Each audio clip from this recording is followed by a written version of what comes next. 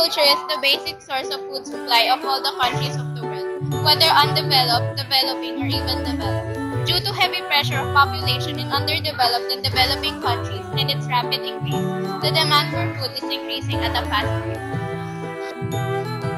As a matter of fact, if the process of economic development is to be initiated and made self-sustaining, it must begin with agricultural sector.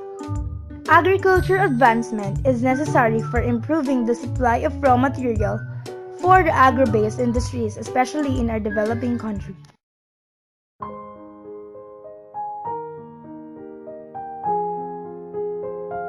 Agriculture makes its contribution to economic development in following ways. Number one is by providing food and raw material to non-agricultural sectors of the economy. Number two is by creating demand for goods produced in non-agricultural sectors. Three is by the rural people on the strength of the purchasing power earned by them on selling the marketable surplus, by providing investable surplus in the form of savings and taxes to be invested in a non-agricultural sector, earning valuable foreign exchange through the export of agricultural products. And the last one is by providing employment to a vast army of uneducated, backward, and unskilled labor. Various underdeveloped countries of the world engaged in the process of economic development have by now learned the limitations of putting overemphasis on industrialization as a means to attain higher per capita real income. Thus, industrial and agricultural developments are not alternatives but are complementary and are mutually supporting with respect to both inputs and outputs. The agriculture sector is the backbone of an economy which provides the basic ingredients to mankind and now raw material for industrialization. The shortage of agricultural goods has its impact upon industrial production and the consequent increase in the general price level. It will impede the growth of the country's economy. Similarly, improvement in the productivity of cash crops may pave the way for the promotion of exchange economy, which may help the growth of non-agricultural sector. Purchase of industrial products such as pesticides, various farm machineries, etc. also provide boost to industrial dead output.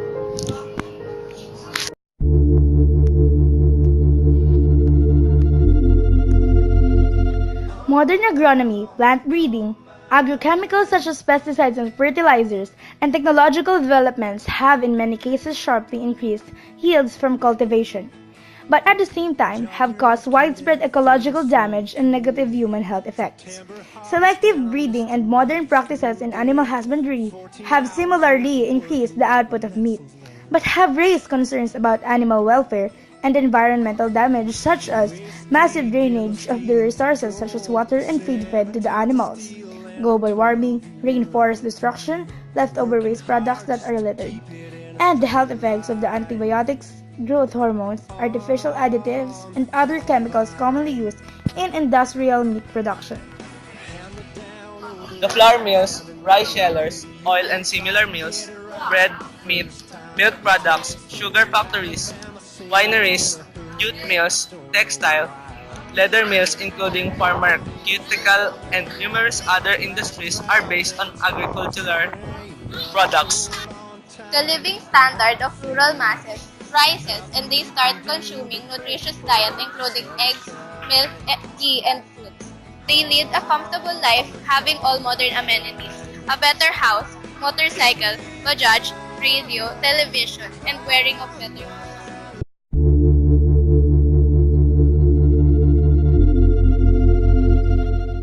For economic development, it is necessary to minimize political as well as social tensions. In case the majority of the people have to be guided with the hopes of prosperity. This can be attained with the help of agricultural progress. Thus, development of agriculture sector is also relevant on political and social grounds.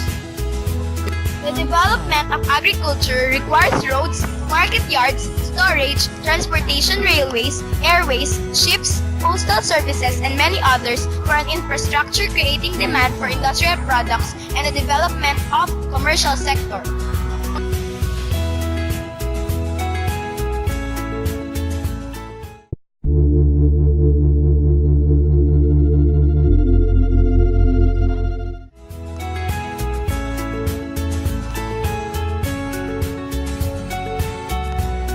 The Department of Agriculture, or DA. It is the principal agency responsible for the promotion of agricultural development growth. It provides the policy framework, helps direct public investments, and in partnership with local government units or LGUs. Sugar Regulatory Administration, or SGA. It ensures the economic viability of sugar production and a stable, sufficient supply of quality sugar in the Philippines. Fertilizer and Pesticide Authority, or FPA, sustains agricultural productivity in a wholesome environment through integrated plant nutrients management and safe crop protection system. Fertilizers and Pesticide Authority, also known as FPA. This sustains agricultural productivity in a wholesome environment through integrated plant nutrients management and safe crop protection system.